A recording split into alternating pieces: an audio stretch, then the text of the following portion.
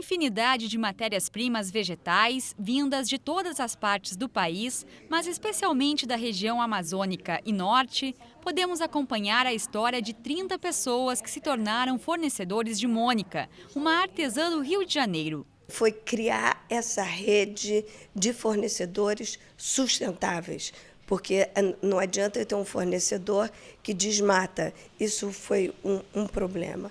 O outro problema é como formar uma rede de artesãos de qualidade, mantendo eles fiéis a mim, no sentido de como pagar para eles de uma forma merecedora, sem ainda ter a fonte de escoar. Foi a conduta de Mônica que a levou a ganhar confiança de agricultores, índios e artesãos. Disposta em fazer de sua arte um instrumento para discutir os problemas ecológicos, a microempresária conseguiu desenvolver um sistema de produção que respeita as características de cada fornecedor e o tempo da natureza. É uma profissão como outra qualquer, que requer uma dedicação, uma organização, um profissionalismo.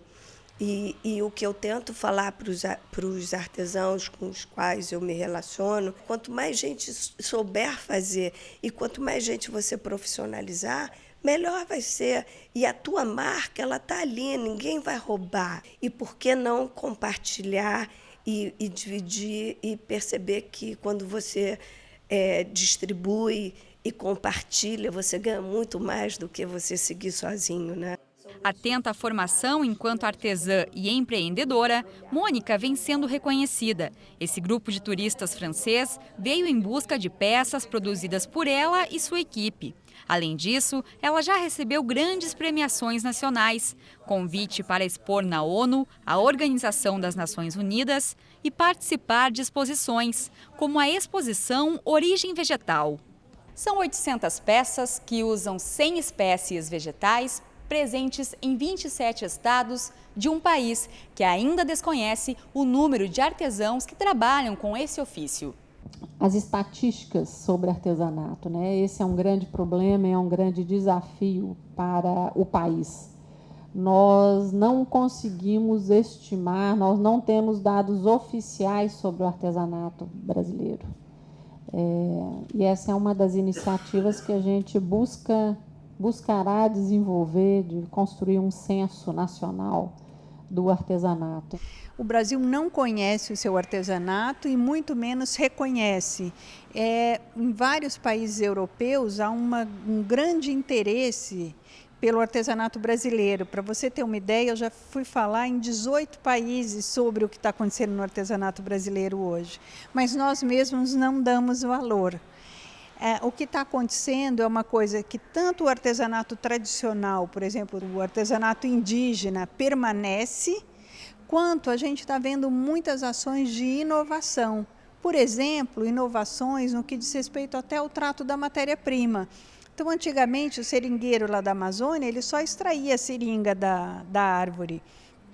Agora, ele extrai a seringa, o leite da seringa, como eles dizem, e ele colore, faz mantas de látex e já faz o produto final com isso. E aqui, então, a gente vê objetos feitos por artesãos do país todo, muitos deles em parceria com grandes designers brasileiros. Então, nós temos aqui designers como Renato Imbroise, Heloísa Croco, Marcelo Rosenbaum, Ronaldo Fraga. Também é um desafio a criação de um plano setorial de artesanato, um documento do governo federal com ações ao longo de 10 anos. Uma consulta pública foi feita em 2014 e ouviu sugestões da população para apoiar a criação, a capacitação dos artesãos, a comercialização e a inovação. O documento ainda não foi concluído, apesar de já estar em funcionamento o PAB, o Programa de Artesanato Brasileiro. Em meio às dificuldades de estabelecer políticas públicas, outras iniciativas vão avançando. O mapa do artesanato brasileiro, do IBGE, já identificou 18 categorias de artesanato altamente produzidas em cada estado brasileiro. Já o Sebrae abriu as portas do Centro Sebrae de Referência do Artesanato Brasileiro. Nós temos que ter uma ação concentrada de uma parceria entre o Sebrae, o CRAB né? E o Programa de Artesanato Brasileiro, para juntarmos todos dentro de uma visão, de uma filosofia e dentro de um apoio. Esse centro de referência é permanente, mas tem comercialização. E a comercialização é muito importante para o artesão. Então, esse centro de comercialização vai ser um centro extremamente dinâmico. E a localização é espetacular, porque nós estamos no coração histórico do Rio de Janeiro, né? Ao lado de outras grandes manifestações culturais que podem ser absolutamente sinérgicas. Localizado na Praça Tiradentes, na região central do Rio de Janeiro, em 3 prédios da época do Império que foram restaurados, o CRAB conta com um orçamento de R$ 6 milhões para o ano.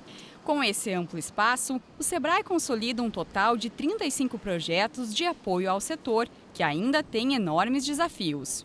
O CRAB também pretende ser um espaço de entretenimento, de treinamento, com várias programações relacionadas ao tema. Artesanato, que é sempre visto como uma estratégia de sobrevivência de uma população de baixa renda, de baixa qualificação, com grau elevado de informalidade.